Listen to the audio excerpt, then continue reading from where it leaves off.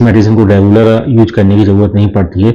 बस स्टार्टिंग के कुछ महीने आपको रेगुलर लेना पड़ता है, 5 से 6 महीने, 4 से 5 महीने स्टार्टिंग में आपको रेगुलर लेना चाहिए। उसके बाद आप इस मेडिसिन को हमेशा के लिए बंद कर सकते हैं, धीरे धीरे करके बंद करें, लेकिन हमेशा के लिए। नमस्कार दोस्तों, मैं डॉक्टर अभिनव खरे। आज हम बात करेंगे डॉक्टर रेगवैक की बहुत ही अच्छी और इफेक्टिव मेडिसिन के बारे में, जो कि पेटेंट मेडिसिन है और उसका नाम है डॉक्टर रेगवैक की R85 ड्रॉप।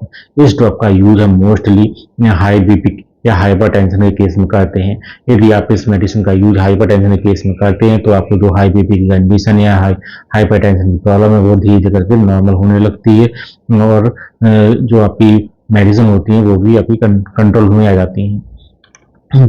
दोस्तों, आपको जानकारी होगी, लोग जानते हैं कि हाई जो हमारा ब्लड प्रेशर होता है उसकी नॉर्मल रेंज जो होती है वह होती है 120/80, और प्री हाइपरटेंशन की कंडीशन होती है 140/90। यदि आपकी एज ज़्यादा है या कोई मेडिकल कंडीशन है, उस केस में आपकी जो बीपी की नॉर्मल रेंज होती है वो ऊपर नीचे हो जाती है। लेकिन यदि आपको बीपी रेगुलर आप मॉनिटर करते हैं और 140 के ऊपर रहता है, डायस्टोलिक और सिस्टोलिक जो बीपी होता है वो 140/90 के ऊपर ही रहता है हमेशा, 150/100, 160/100, 170/110, इस प्रकार से बीपी आपका रोज रेगुलर मॉनिटर करते हैं तो आता है। उस प्रकार की कंडीशन में आपको इस होम्योपैथी मेडिसिन का यूज करना चाहिए। इससे मेडिसिन का यूज करने से जो आपको हाइपरटेंशन की प्रॉब्लम है, जो बीपी आपको बढ़ा हुआ है, वो धीरे धीरे करके रेगुलेट होने लगता है और आपको धीरे धीरे करके आराम मिल जाता है। दोस्तों, यदि आपको अभी अभी बीपी बढ़ने की प्रॉब्लम स्टार्ट हुई है तो आप इस मेडिसिन का यूज करके अपने बीपी को कंट्रोल कर सकते हैं और इसको यूज कर सकते हैं आराम से। इससे कोई भी साइड इफेक्ट नहीं होते हैं। जबकि यदि आप बीपी की प्रॉब्लम आपको स्टार्ट होती है और आप एलोपैथी मेडिसिन में जाते हैं तो आपको उसमें कई प्रकार की मेडिसिन आती है, टेलमिसार्टिन होती है और मैक्सार्ट आती है, टेलवास आती है, कई प्रकार की मेडिसिन आती हैं। इसके आप एक बार ही मेडिसिन यूज कर लेते हैं एलोपैथी में तो आप उसको कभी भी जिंदगी में बंद नहीं कर सकते। यदि आप उसको बंद करते हैं तो बीपी फिर से हाई हो जाता है और आपको साइड इफेक्ट भी देखने को मिलते हैं उसके। आप एलोपैथी डॉक्टर के पास जाएंगे तो वो आपको यही सलाह देते हैं कि आपको बीपी की दवा हमेशा चालू रखनी है, कभी भी बंद नहीं करनी है। जबकि यदि आप होम्योपैथी मेडिसिन R85 का यूज करते हैं तो जो आपको स्टार्टिंग में आपका बीपी बढ़ा हुआ है उसको रेगुलेट कर लेती है और धीरे धीरे करके इस मेडिसिन को आप बंद भी कर सकते हैं हमेशा के लिए। इस मेडिसिन का आपको जिंदगी भर यूज नहीं करना पड़ता है। दोस्तों, इस मेडिसिन का यूज आप लगातार 3 से 4 महीने या 5 महीने आप लगातार करें और फिर आप अपनी बीपी को मॉनिटर करते रहें। यदि आपका बीपी मॉनिटर करने पे आपका बीपी सामान्य आ जाता है, सामान्य स्थिति में आ जाता है, तो आप धीरे धीरे करके इस मेडिसिन को बंद कर सकते हैं। लेकिन जब आप मेडिसिन को बंद करें उस टाइम पे भी अपने बीपी को मॉनिटर करते रहें कि बीपी आपका नॉर्मल है या ऊपर नीचे तो नहीं हो रहा है। यदि आपका बीपी नॉर्मल बना रहता है तो आप इस मेडिसिन को धीरे धीरे करके बंद कर दें। यदि आपका बीपी एबनॉर्मल कंडीशन में कभी बढ़ जाता है, कभी कम हो जाता है, तो आप इसको कंटिन्यू फिर 1-2 महीने फिर कंटिन्यू ले लो, फिर इसको बाद फिर मॉनिटर करें, फिर इसको बंद कर सकते हैं। इस मेडिसिन को रेगुलर यूज करने की जरूरत नहीं पड़ती है। बस स्टार्टिंग के कुछ महीने आपको रेगुलर लेना पड़ता है, 5 से 6 महीने, 4 से 5 महीने स्टार्टिंग में आपको रेगुलर लेना चाहिए। उसके बाद आप इस मेडिसिन को हमेशा के लिए बंद कर सकते हैं, धीरे धीरे करके बंद करें, लेकिन हमेशा के लिए बंद कर सकते हैं। चलिए दोस्तों, अब चर्चा करते हैं कि R85 ड्रॉप में कौन कौन सी मेडिसिन मिली हुई हैं, उनके क्या यूज होते हैं, इससे कोई साइड इफेक्ट है अथवा नहीं है। इसके अलावा यह मेडिसिन हमें कहाँ से अवेलेबल हो जाती है और ये कितनी MRP में आती है। साथ ही में लास्ट में हम इसमें जानेंगे कि हमें इसको कैसे यूज करना है। दोस्तों, यदि आपको बीपी मॉनिटर करते हैं तो ये 120/80 यानी कि 120/80 आपका बीपी नॉर्मल रेंज में रहता है। लेकिन यदि आपकी सिस्टोलिक और डायस्टोलिक प्रेशर दोनों आपको मॉनिटर करने में बढ़े हुए मिलते हैं, यानी कि 140/90 से ऊपर देखने को मिलते हैं, तो आपको इस मेडिसिन का यूज लगातार करना चाहिए।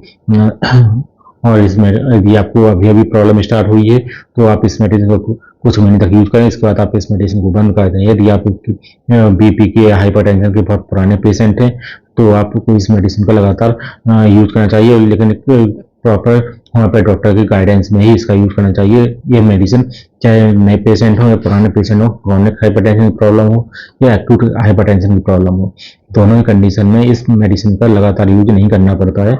धीरे धीरे करके यदि आपका बीपी नॉर्मल हो जाता है तो आप इस मेडिसिन को हमेशा के लिए बंद कर सकते हैं। चलिए जानते हैं दोस्तों कि इस मेडिसिन में कौन कौन सी होम्योपैथी मेडिसिन मिली हुई है। तो सबसे पहली मेडिसिन दोस्तों इसमें एलियम सटाइवा मिली हुई है। यह जो एलियम सटाइवा मेडिसिन है यह लहसुन से बनती है। इस मेडिसिन का यूज मोस्टली जो हमारा हाई बीपी होती है, हाइपरटेंशन कंडीशन होती है, उसको मेंटेन करने का काम करती है। यह जो हमारा उच्च रक्तचाप होता है उसको कम करता है। दोस्तों इसके बाद नेक्स्ट मेडिसिन मिली हुई होती है साइट्रस मेडिका लेमोनम।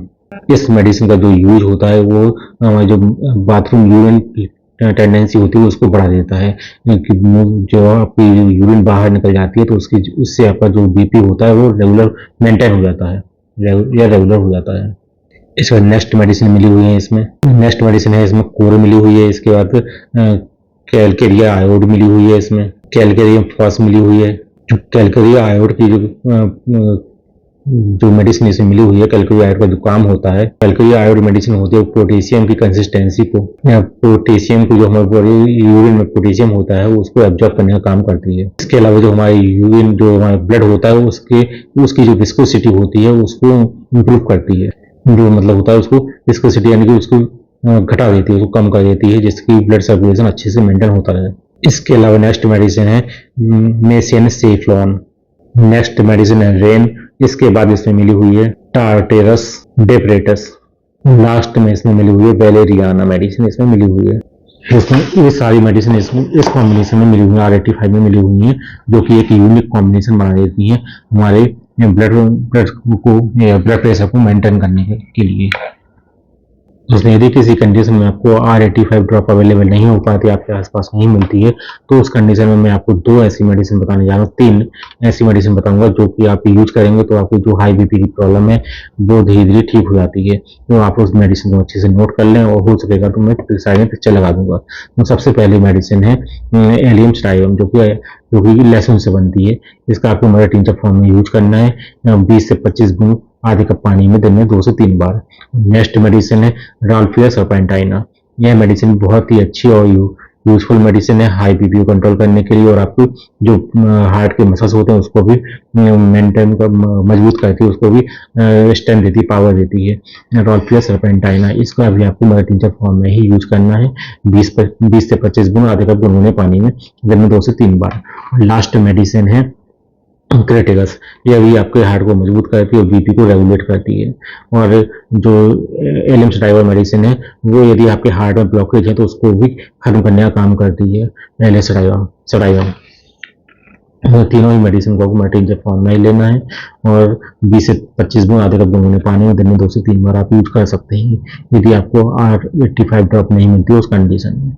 और यदि आपको R85 ड्रॉप मिल जाती है तो आपको R85 ड्रॉप 15 से 20 बूंद आधे कप पानी में दिन में 2 से 3 बार यूज करना है। यदि आपको अभी हाई बीपी की प्रॉब्लम हुई है, हाइपरटेंशन की प्रॉब्लम हुई है, तो आप इसको 3 से 4 महीने लगातार यूज करें। यदि आपका बीपी नॉर्मल हो जाता है, स्टेबल हो जाता है, और उसके बाद आप इस मेडिसिन को धीरे धीरे करके बंद कर सकते हैं। यदि आपका बीपी बढ़ा हुआ रहता है तो थोड़ा समय के बाद आप इस मेडिसिन को बंद करें।